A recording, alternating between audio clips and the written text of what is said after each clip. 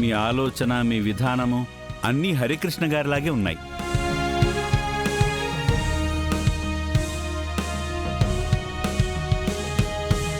సరే, నాతో ఇంకేమైనా పనుందా? మీతో ఈ విషయం గురించే మాట్లాడదామని వచ్చాం సార్. మీరు మా అందరికీ చాలా సంతోషకరమైన వార్త చెప్పారు.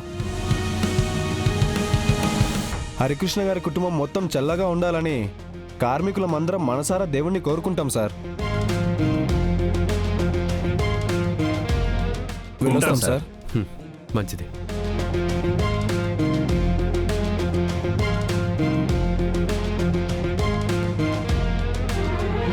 విహారి,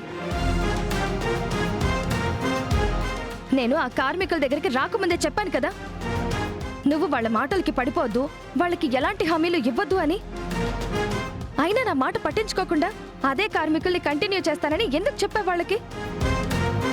ఆ కార్మికుల్ని కంటిన్యూ చేస్తే నువ్వు మీ నాన్న కంపెనీని ఎలా పైకి తీసుకొస్తావు? అత్తయ్య, నేను ఆ పాత కార్మికుల్ని పెట్టడానికి ఓ పెద్ద కారణం ఉంది. ఏంట్రా కారణం? ఇదే కార్మికులు గత 2-3 సంవత్సరాల నుంచి మన కంపెనీ పొజిషన్ బాగలేకపోయినా, మనం శాలరీస్ ఇవ్వకపోయినా, కంపెనీ మీదున్న విశ్వాసంతో, నమ్మకంతో ఇన్ని రోజులు ఓపిగ్గా ఎదురు చూశారు.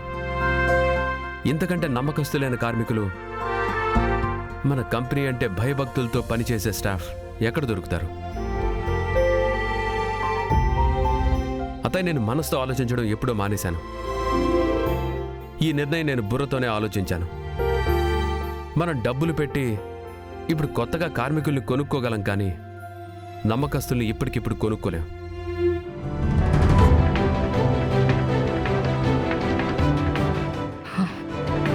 ఇంతకు ముందు వీడు బిజినెస్ ని చాలా మోరల్స్ తో, హ్యుమానిటీతో వ్యాపారం చేసేవాడు. ఇప్పుడు వాళ్ళు నాకు బ్రూటల్ బిజినెస్ మ్యాన్ కనపడుతున్నాడు. ఇలాంటి మనస్తత్వం ఉన్నవాడిని ఆపడం చాలా కష్టం. కానీ వాడిని ఆపకపోతే నా అస్తిత్వమే ప్రశ్నగా మారుతుంది.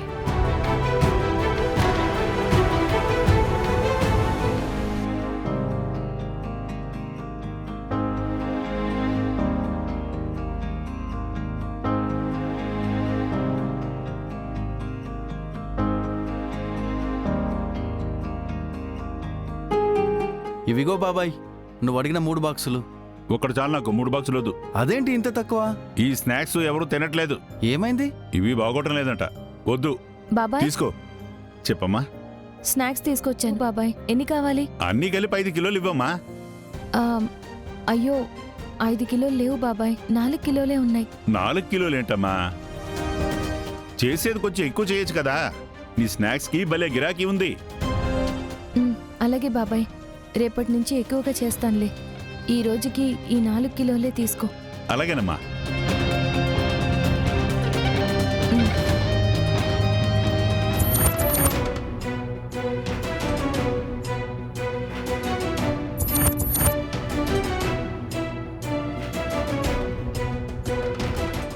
బాబాయ్, మిగిలినవన్నీ ఇందులో ప్యాక్ చేశాను.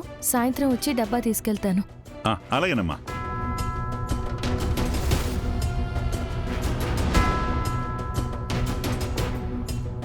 ఇవిగోనమ్మా డబ్బులు. వెళ్ళొస్తాను బాబాయ్. అలాగేనమ్మా.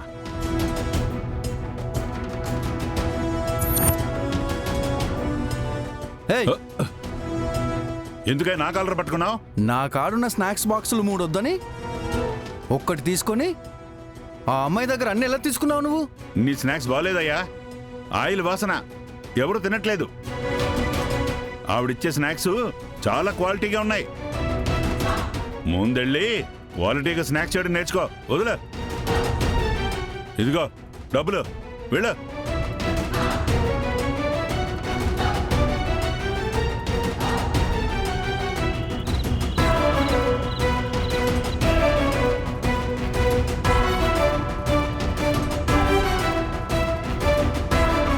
అమ్మా, అమ్మా,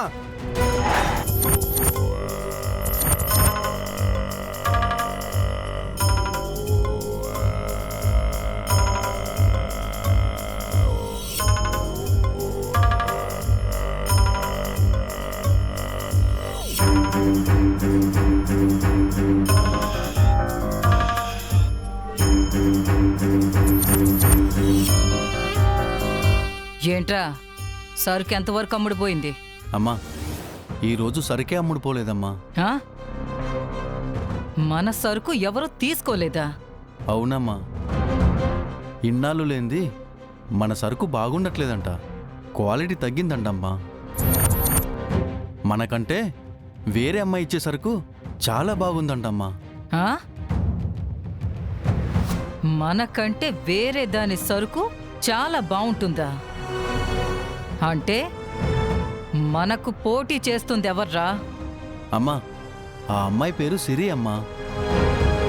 మనమిచ్చే స్నాక్స్ కంటే ఆవిడిచ్చే స్నాక్సే చాలా రుచిగా ఉన్నాయంటమ్మా, క్వాలిటీ కూడా ఉన్నాయంటమ్మా. మన ఏరియాలో మనకు పోటీగా స్నాక్స్ చేస్తున్న సిరి ఎవర్రా? తెలియదమ్మా, మన వ్యాపారానికి గండి కొడుతూ ఆమె సరుకు అమ్ముకుంటుంది. మన గురించి దానికి తెలియదనుకుంటా. ఆ సిరి ఎవరో కాని దాని అంతు చూసైనా సరే మనకి మార్కెట్లో పోటీ లేకుండా చూడాలరా. అలాగేనమ్మా, ఆ సిరి గురించి ఎంక్వైరీ చేసి దానికి స్పాట్ పెడతానమ్మా.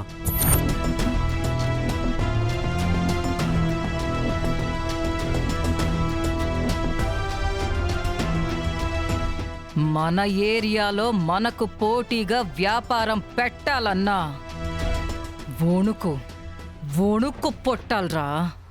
అలాగేనమ్మా.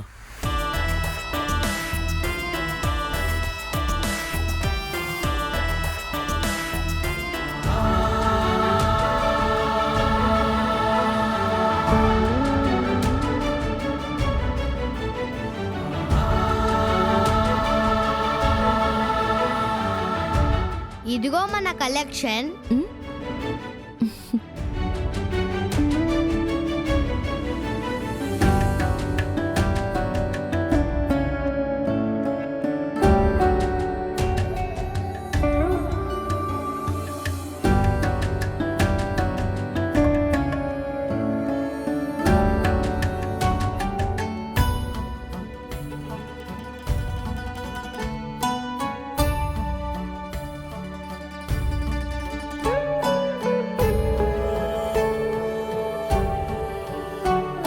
అమ్మా సిరి, నా ఆరోగ్యం కోసమే ఎక్కువ డబ్బులు హుండీలో వేస్తున్నావు.